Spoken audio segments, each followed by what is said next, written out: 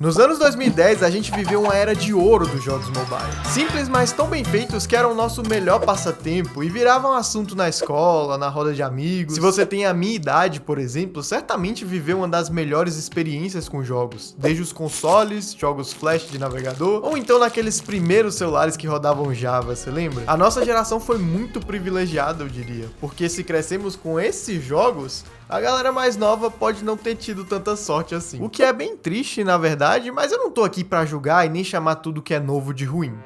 Não exatamente. Você já percebeu que por mais que aqueles jogos fossem fantásticos, ninguém mais se importa com eles hoje em dia? E não é como se tivessem ficado ruins do nada. Alguma coisa aconteceu. Entre decisões de empresas, mudanças no mercado e até de comportamento, talvez o fim do interesse por eles diga mais sobre a gente do que sobre os próprios jogos em si. Tá, calma, é um pouco mais complexo do que isso. Hoje eu quero entender o destino da melhor geração de jogos mobile e como eles sumiram, não por terem ficado ruins, mas por uma série de motivos que eu descobri e eu vou contar pra vocês. Então prepara um lanchinho porque hoje a gente vai voltar no tempo. Meu nome é Everton e sejam muito bem-vindos ao Webpedia. Vamos lá, o começo dos anos 2010 foi a ascensão dos smartphones e com eles uma explosão de jogos mobile. Simples e, honestamente, muito geniais. Estavam surgindo grandes clássicos como Angry Birds, Plantas vs Zumbis, Fruit Ninja, Temple Run, Subway Surfers, Candy Crush, Flappy Bird, Jetpack Joyride, Pou, Zumbi Tsunami, Cut the Rope. Eu diria que esses foram os pilares do início da era mobile, definindo o que era jogar no celular no começo da década. Mas calma que eu tô me adiantando, vamos voltar só um pouquinho lá pra 2007, quando o primeiro iPhone foi anunciado. Naquela época, ninguém imaginava que um simples celular ia mudar toda a indústria. E pra falar a verdade, toda a história, né? O que antes era feito só para computadores, agora precisaria seguir um novo padrão de tendência mobile ou ficaria para trás. Mesmo com a galera duvidando que algum dia a gente chegaria a usar mais celulares do que computadores no futuro. Agora corta para 2025, meu amigo. Pois é, em 2010 isso aqui era um absurdo. A mesma coisa foi com jogos de celular. Com a tela toda touchscreen, sem botão físico, nasceu um novo jeito de jogar. Era intuitivo, diferente e permitia experiências que um teclado e mouse não entregariam tão bem, sabe? Era fantástico. Por isso, os primeiros apps eram leves e tinham ideias curiosas. Quem aí lembra do clássico Mata Formiga?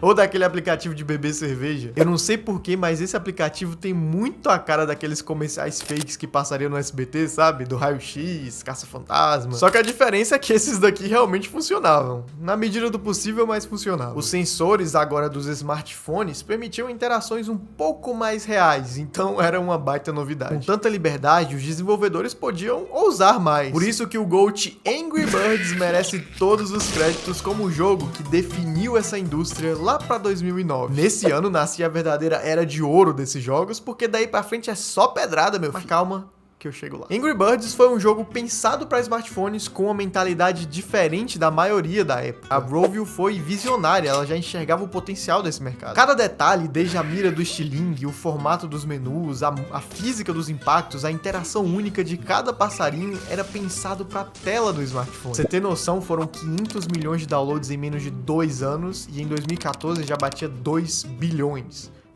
O jogo se tornou uma das franquias mais populares no mobile, tendo brinquedos, filmes, séries, o que não necessariamente foi algo bom e vocês vão entender daqui a pouco. Em 2010, com a indústria aquecida, a gente teve Cut the Rope e Fruit Ninja. Curiosamente, os dois envolviam cortar coisas, um frutas e outro cordas. Mais uma vez, dois jogos que aproveitaram ao máximo o potencial das telas touch. Sério, é impossível imaginar Fruit Ninja sendo tão marcante se tivesse sido pra computador, ou pior, pra celular de botão. Imagina como que isso ia ser. Sério, como que você ia cortar as frutas num celular de botão? Como que você ia fazer esse movimento? Cara, a tela touch permitiu ser bem intuitivo esse jogo. Os anos seguintes de 2011 e 2012 foram dominados pelo estilo Endless Runner. E aí eu te faço uma pergunta. O que Temple Run, Subway Surfers, Jetpack Joyride e Zumbi Tsunami têm em comum?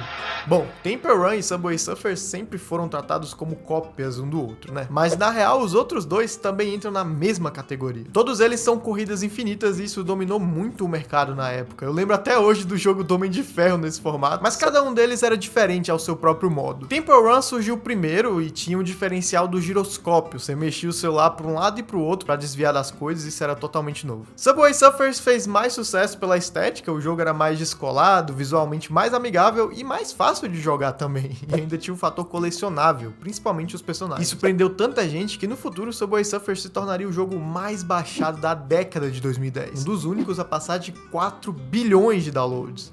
É impressionante. Jetpack Joyride tinha obstáculos com muito caos na tela e a mecânica de alternar entre correr e voar na mochila jato. E Zombie Tsunami vinha com a ideia de gerenciar sua horda de zumbis enquanto corria pela cidade. Bom, vocês entenderam, né? Apesar de serem o mesmo gênero de jogo, cada um tinha sua maneira criativa, seja na estética ou nas mecânicas de se diferenciar. E eu ainda coloco Candy Crush, Poe e Flappy Bird nessa lista de clássicos, não por serem muito originais, mas pelo impacto absurdo que eles tiveram. Poe reviveu a fórmula do Tamagotchi, né? Bichinho virtual, eu acho que nunca sai de moda. Candy Crush basicamente se tornou um fenômeno cultural referenciado em vários lugares da cultura pop. E Flappy Bird...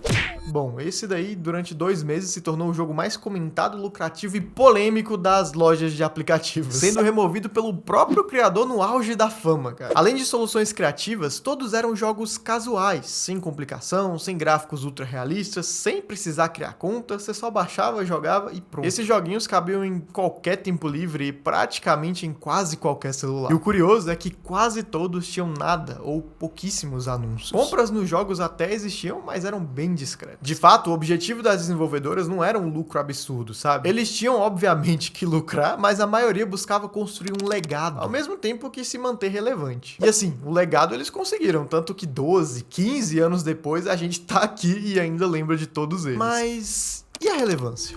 Bom, lembra bem desse detalhe que eu volto nele daqui a pouco. Olha, até 2015 foi um período brilhante para os jogos casuais. Smash Hit, Jelly Jump, Timberman, Piano Tiles, Bad Pigs, esse era fantástico. Doodle Jump, Where is My Water, Talking Tom, Geometry Dash, os jogos da Ketchup, da Gameloft. A Play Store era um lugar cheio de opções incríveis. Parecia até que aquela era nunca ia ter fim. Até que teve. Mas vem cá, vocês repararam que todos esses jogos tinham um único ponto forte que acabou virando a maior fraqueza deles a longo prazo? Todos eram experiências single player. Ou seja, você jogava sozinho. Tá, no começo isso não parecia um problema, mas com o tempo a fórmula começou a cansar. Porque entre 2010 e 2015, a oferta de jogos casuais explodiu e muitas cópias também apareceram. Mas fora isso, 2 grandes fatores mudaram o comportamento das pessoas. Primeiro, as redes sociais. Porque lá pra 2014, com o Facebook, o WhatsApp, pouco a pouco conquistando o nosso tempo, ficou bem claro que experiências com fator social eram muito mais atrativas do que joguinhos isolados. Outro detalhe foi que a internet móvel ficou mais rápida e acessível, seja por Wi-Fi ou dados móveis, e a ideia de jogar no celular com outras pessoas em tempo real ficou cada vez mais atrativa. Se entre 2010 e 2014 os jogos casuais reinavam, para 2015 em diante essa mudança fez surgir uma era de jogos focados no multiplayer e no modelo live service. Basicamente um jogo que atualiza pra sempre. E aí uma velha conhecida de vocês entra nessa brincadeira, já que a Supercell foi uma das empresas mais brilhantes nessa transição. Desde o comecinho com Hay-Day e Clash of Clans, eles já apostavam pesado no apelo social. Mesmo não sendo em tempo real, esses jogos já traziam clãs, trocas entre jogadores e aquele sentimento de comunidade, que de fato não era nada novo para as redes sociais, mas era um mercado em potencial no mobile. E a partir daí, aqueles grandes sucessos do passado tentaram se reinventar lançando continuações ou atualizações. Assim, vamos dizer que o que mais teve sucesso nisso foi Subway Surfers, não por ser multiplayer, mas por fazer com que o jogo ficasse vivo, né, com coisas novas, mini eventos, tipo a volta ao mundo e novos personagens. Inclusive, enquanto eu tava editando esse vídeo, a Supercell fez uma parceria com o Subway Surfers, velho. Olha que loucura. Subway Surfers vivíssimo, e eu acho que eu vou falar disso mais pra frente, em outro vídeo. Já a Angry Birds lançou vários jogos pra expandir a franquia, com mais de 27 variações até lançarem o Angry Birds 2, lotado de coisa paga, caixa de loot box, anúncios e tempo de espera pra jogar. O que é isso, velho? Isso é aleatório, velho. Ele foi totalmente na contramão do primeiro jogo. E sinceramente, dá pra fazer um vídeo enorme só sobre cada versão de Angry Birds, como começa e como termina. E olha, eu não vou prometer, mas se a gente bater uns 1000 likes nesse vídeo, eu até tento fazer essa pesquisa por vocês, tá bom? Então, deixa um like aí embaixo. Eu acho que eu vou me arrepender de fazer isso. Bom, Plantas vs Zumbis, Jetpack Joyride, Fruit Ninja demoraram, mas também tiveram uma segunda versão pra tentar entrar nesse mercado live service. E não é segredo que não deu certo, né? O Tornados, inclusive, já fez um vídeo só sobre essas continuações que deram errado, que eu vou deixar na descrição pra você assistir depois que acabar esse vídeo, mas calma aí, calma. Em 2016, a Supercell lançou o lendário Clash Royale, e a indústria mobile mudou drasticamente de novo. Em menos de 12 meses, Clash Royale faturou mais de $1 bilhão ao redor do mundo. Ficou bem claro que o multiplayer em tempo real era mais atrativo, mais imprevisível e às vezes até mais irritante do que aqueles outros jogos. É só a gente olhar para os jogos que bombaram daí em diante. Entre 2016 e 2021, Pokémon Go, Free Fire, PUBG, Fortnite, Brawl Stars, todos jogos live service grátis, com microtransações e com multiplayer online muito forte. Cada partida online era única e imprevisível, bem diferente dos puzzles repetitivos anteriores, e isso mantinha a galera voltando todo dia. Mas é aquela coisa, né? Assim como os jogos casuais cansaram, o hype dos multiplayers também saturou. E muito disso foi culpa da própria indústria. Hoje, ter um jogo assim é quase como ter um financiamento no banco, né? Você investe tanto dinheiro que fica refém de manter aquela conta ativa pra sempre. Passe de batalha, recompensa diária, mini evento toda semana, mudança no meta, atualizações surpresa, rank, personagens novos. E chega uma hora que aquela obrigação diária de entrar só pra não perder o progresso começa a ser mais frustrante do que divertido, vocês não acham? Sem falar dos problemas que eventualmente esses jogos sofrem, como é o caso do Pay to Win, onde quem tem mais grana consegue sair na frente de qualquer jogador casual. E olha, eu não tô dizendo que esse formato morreu. Claro que não. Hoje o mercado é bem abrangente para todos os tipos de jogadores. Mas aí fica a pergunta, se esse formato que te obriga a voltar todo dia acabou cansando, por que as pessoas não voltaram pro casual de antigamente? Bom, meio que a gente voltou, mas de um jeito diferente. Porque até os casuais clássicos precisam de algum nível de investimento de tempo, sabe? E adivinha o que a gente menos tem hoje? Pois é, tempo. Na verdade, a gente é tão bombardeado por informações o tempo todo que algo mais instantâneo, hiper casual, parece mais confortável. Coisa simples e satisfatória, tipo cortar objetos, pular um obstáculo, pintar uma parede, enfim. Vai dizer que você nunca caiu num bait desse joguinho. Minimalistas, aparentemente fáceis, mas com uma curva de dificuldade que te faz ficar preso sem perceber. E que sobrevivem basicamente de publicidade, né? Anúncios que fazem você ter vontade de testar aqui. Assim, por mais contraditório que pareça, a indústria e o público voltaram para os jogos simples, mas não do jeito que a gente imaginava. Em 2020, esse tipo de jogo representou 31% de todos os downloads globais em jogos mobile, algo em torno de 6,3 bilhões de downloads. Muita coisa. E você pode perceber que à primeira vista, a fórmula desses joguinhos lembram a simplicidade dos antigos. São formatos que dão certo desde os velhos tempos. Mas falta alma em qualquer um deles. E você lembra do que eu falei no começo? Antes, as empresas mobile queriam criar jogos incríveis para deixar um legado. O lucro era consequência. Hoje, jogos hiper casuais não se importam se vão ser lembrados ou ser relevantes numa conversa. O foco deles é só o lucro.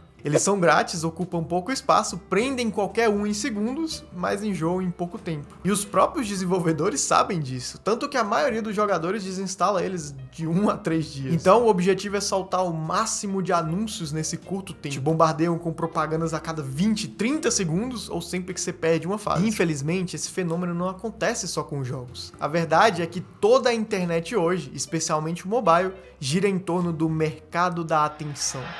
Cada segundo seu online é uma disputa para ver quem consegue transformar o seu tempo em dinheiro para a plataforma.